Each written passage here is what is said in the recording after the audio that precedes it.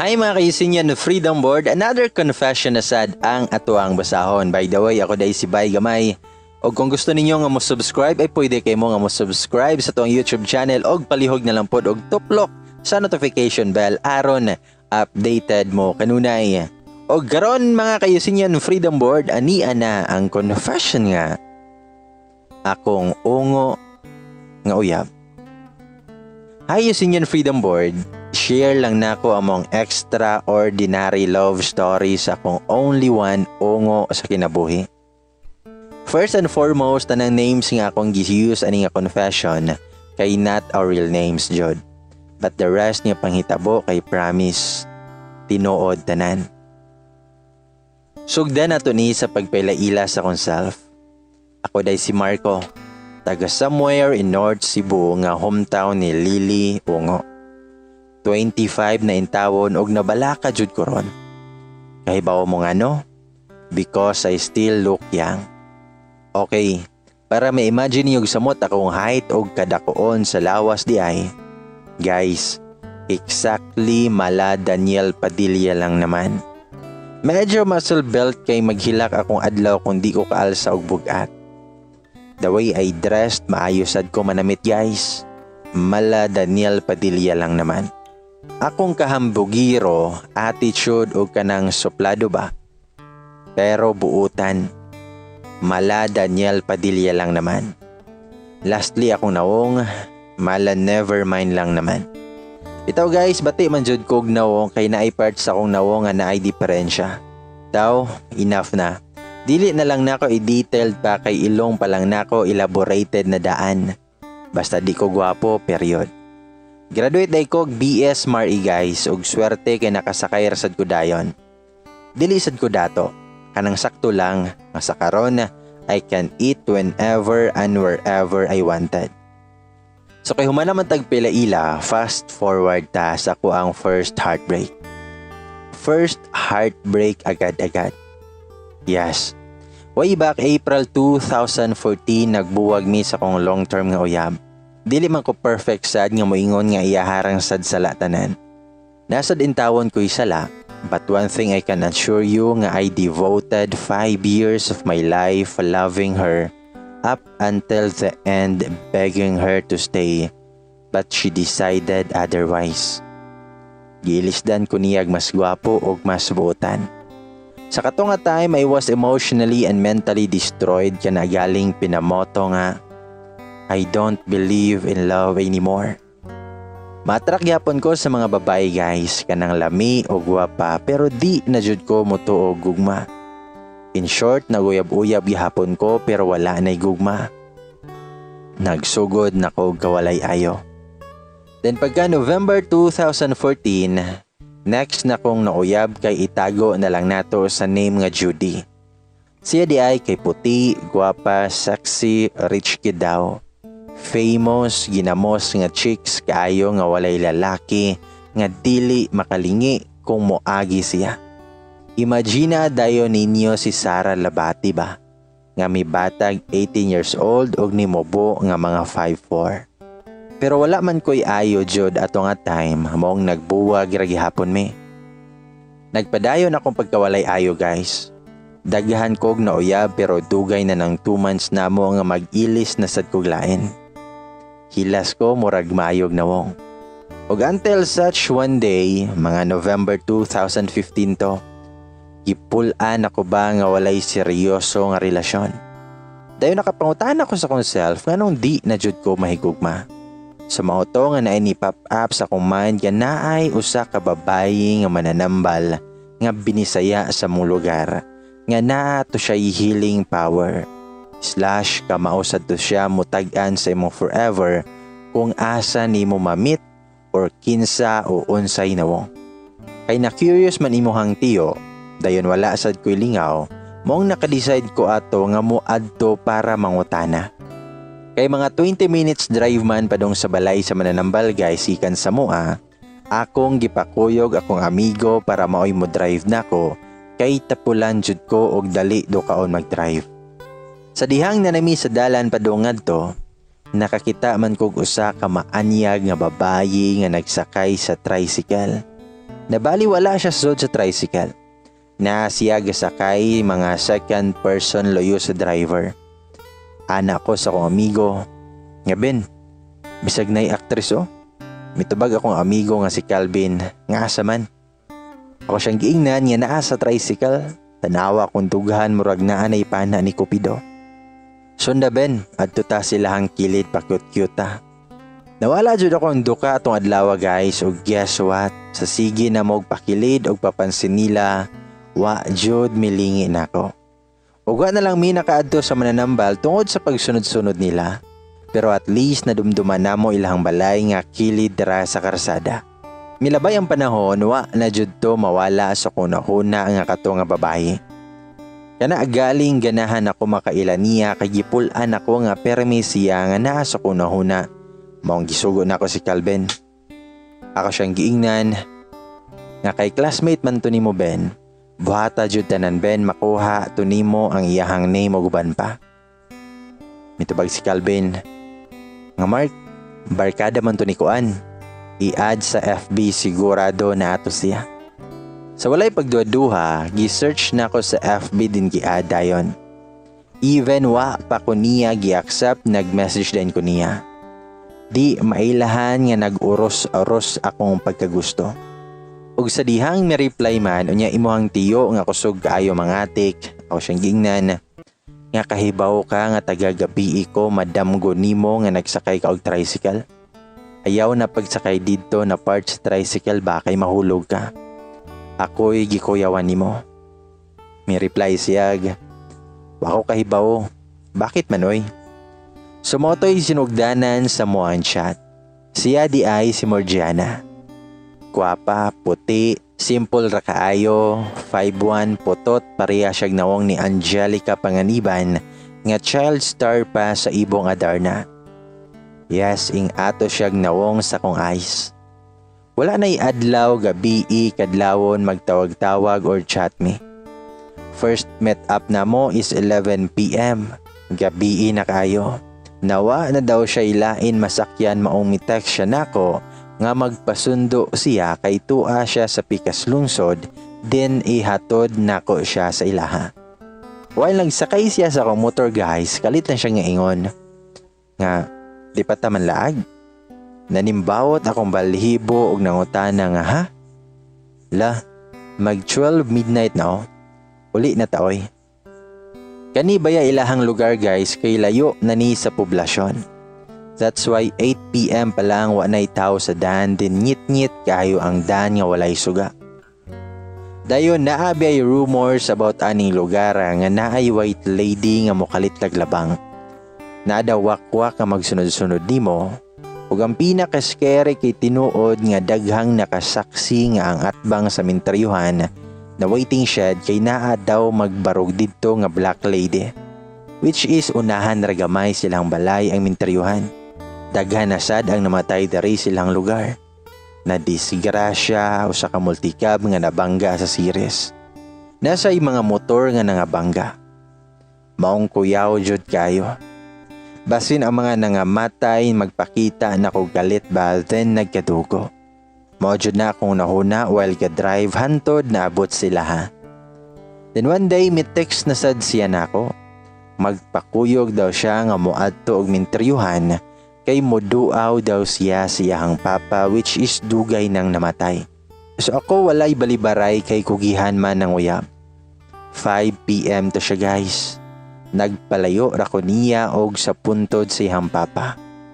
Og sa dihang hapit na mo gabi sunset na wala adyapon siya mo pahawa ngadto.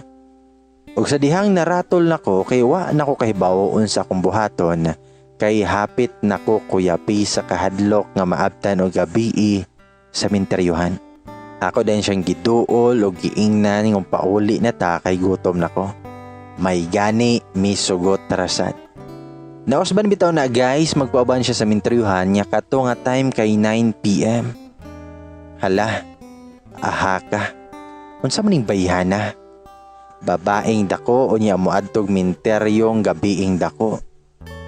Ungo manguro ni siya ba?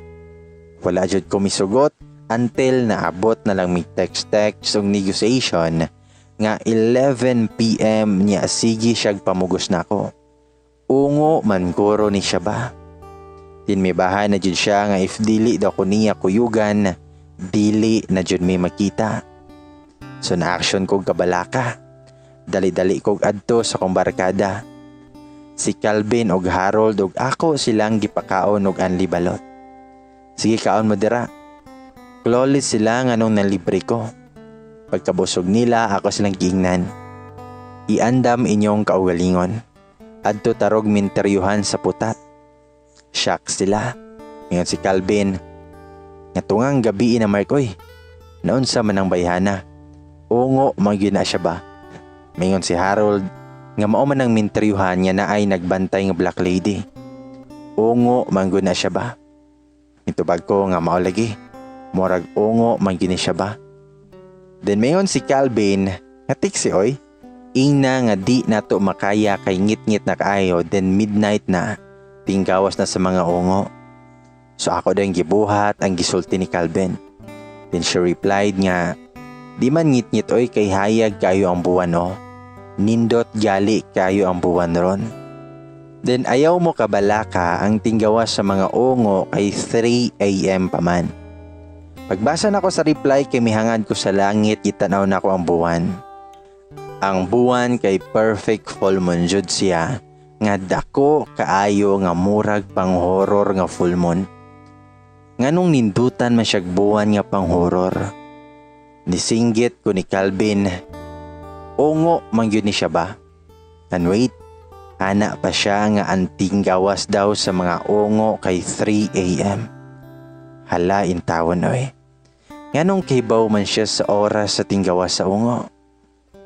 Ungo man yun ni siya ba? Ngayon si Calvin, nga hala Mark, kasagaran na ba jud sa mga ungo kay mga gwapa? Kay maunay ipanling lang nila na to mga tao. And I remember lang sa imong gingon nako nga kana siya kay dugay na nga di na magsimbahan sa Katoliko kay lahi na iyang simbahan. Mitubag ko nga bitaw no, di na siya magsimbahan sa Katoliko. Ongo magyuni siya ba? Then Ben, katong last time nga magkuyog mi ba sige siya panapong sa iyang baba. Mitubag si Calvin nga basin iyang gisapungan iyang tango. Ongo man dyan na siya ba? Demitubag ko. Nga naasay one time Ben nga makikilaag siya nako bisag midnight ng dako. Then gihagad nako siya kaon og pan sa Julie's di yun siya mukaon. Di siya mukaon og pan. Ongo man dyan na siya ba? Og dungan mig tulo. Og dungan mig tulo og ingon. Nga ungo manggoro ni siya ba? Pero kay mas nanaigman akong pagkagusto niya guys, nangadto mi sa minteryuhan. Then wala sila kabalibad, kay ako man ipaluwa ang balot na ilang gikaon kung di sila. Nabot mi sa minteryuhan exactly 12:20 AM. Upat mi kabuok. Sa kahadlok sa kong amigo kay among mga motor giatubang na da. Upat mi kabuok sa kahadlok sa kong amigo kay among mga motor giatubang na daan sa gate sa minteryuhan padung sa gawas. Then naka-under na daan para once mag-transform.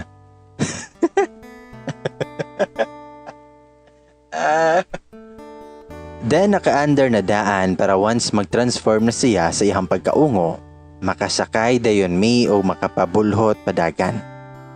Ako mga amigo guys dito ra dool sa gate. Kutob kay nanluspad na sad sila sa kahadlok. While ako ila akong gitukmod para kuyugan siya padong adto sa puntod. While galakaw jud ko padong sa puntod kay nagunit ko sa kuang rosaryo. While galakaw jud ko padong sa puntod kay nagunit ko sa kong rosaryuhan nga gadala nga gisod nako sa pouch sa atubangan sa kong jacket. Bisag dili ko kamao magrosaryo. Nagpangadji na lang jud ko to. Nagpangadji na lang jud ko tungod sa kakuyaw. Pag-abot mo sa puntod siyang papa kay mikalit na siya bako nga murag miduko. Abi na kog start na to sa Abi na kog start na to sa orimos para maputol na iyang hawak or mugawas na iyang dila ang taas. Abi na kog start na to sa orimos para maputol na iyang hawak or mugawas na iyang dila ang taas. Pero dili di ay kay nag-teary eyes siya. Nakipag-istorya sa siyang papa kay daghan na daw kayo siya problema silang balay. Naanda na juday niya guys nga if na ay problema, muari siya siyang papa. Nakatutok ko niya ato nga time pinaslow mo nga na-amaze ko ba nga inana day siya. Ug ako sad pa-concern ko nuhay para mo-comfort siya. Miingon ko with a loud voice nga tungod guro to sa kahadlok nga ayaw kabala ka pa. Ako na'y bahala ani niya. Ug misyagit sad ako mga amigo sa luyo kay nabalaka sila kung naunsa ko. Nganong misyagit daw ko. Abi guro nila gikaon ako. Ug kadyo tra kay mingadto kay mauman among sabot nga 5 minutes ra. Sa dihang gyatod nako siya di Japon mawala sa kunang huna ang na-picture out nako siya. Basin kaning sakay sa kong luyo kay naglagway na ni ang baba nga kanon me. Pag-abot na mo sila wa jud mi hunong ako mga amigo pabulhot Japon sila. While ako nahabilin para ihunong silahang balay.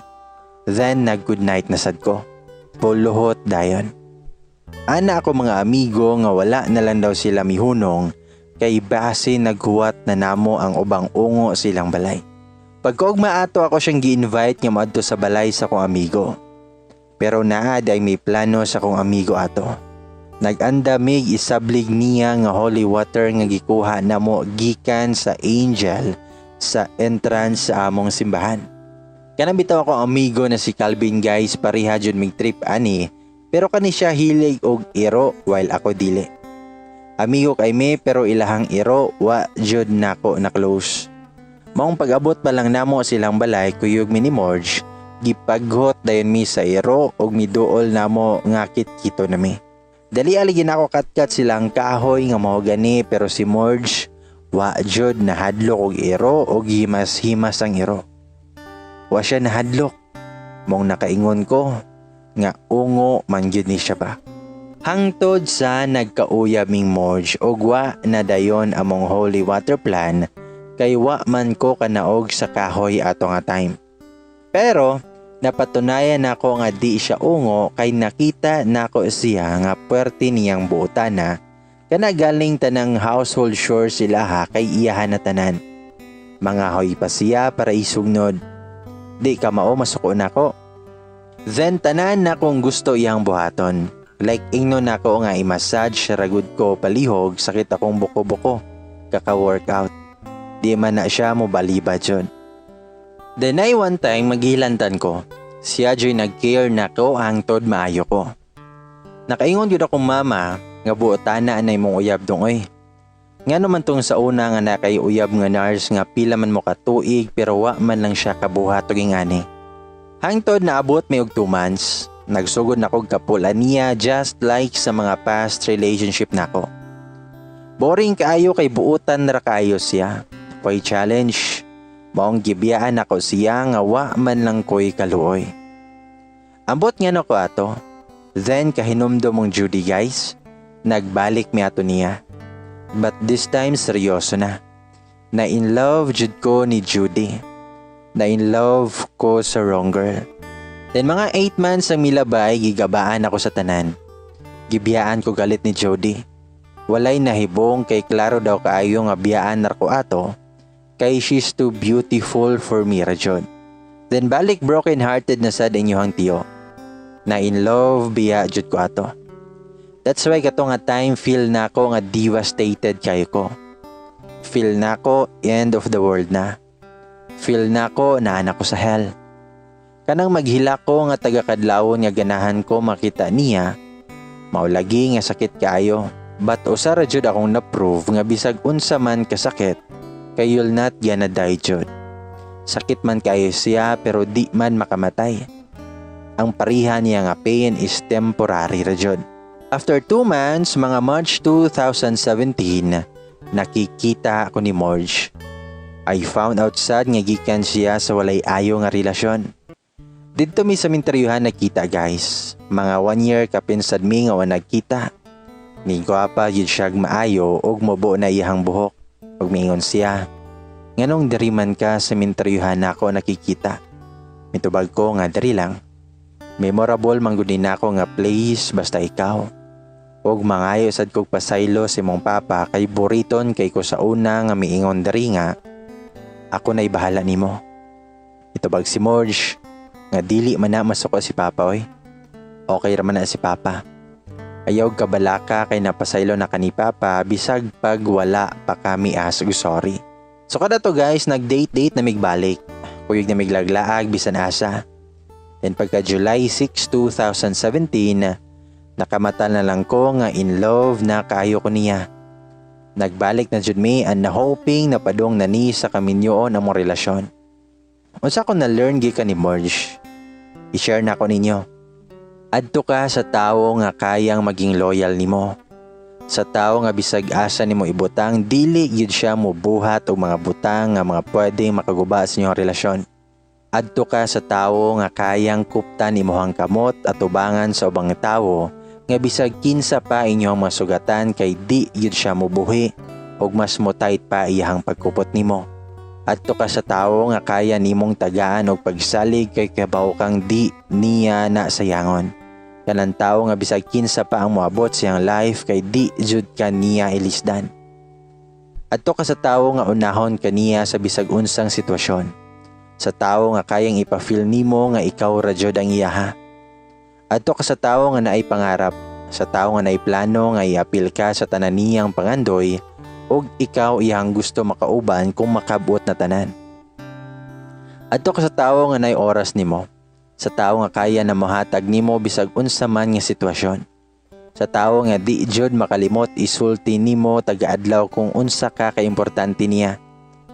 Adto ka sa tawo nga kaya niyang ipa-feel imong worth nga di lang sa sulti kundi sa buhat pod. Adto ka sa tawo nga di pasagdan nga gub-on nimo imong kinabuhi. Sa tawo nga kaya ipakita nimo nga naay pag-asa. Naay rason nga mo-smile og mabuhi. Adto ka sa tawo nga kaya kang ipaglaban nga kayang ampingan imong feelings nga bisag unsa man inyong kalisod nga giagian naara siya sa imong kilid ug kakson ka ug siya pa ang mosulti nimo nga kaya ni natong duha. Adto ka sa tawo nga love nimo, nga love sad ka, naisalig nimo ug naasad kay salig niya. Sa tawo nga kaya kaniyang huwaton bisag unsa man kadugay nga bahala nagdugay siya maguwat. So guys, kung moabot na ninyo nga tawo, ayaw yun siya sayangi. Bahalag morag ungo pa na siya. So moro to. Salamat sa pagpaminaw in tawon. Og sorry kay medyo taas kayo. PS to Joe DDI. I'm okay and happy na right now. Salamat sa tanan. Thanks for all the things that we've been through. Moday sigurong mas na-happy na ko ron kay naagian to nako tanan kuyog ka. Mga kayusinyan Freedom Board mo ka na ang confession ni Marco nga akong ungo nga uyab.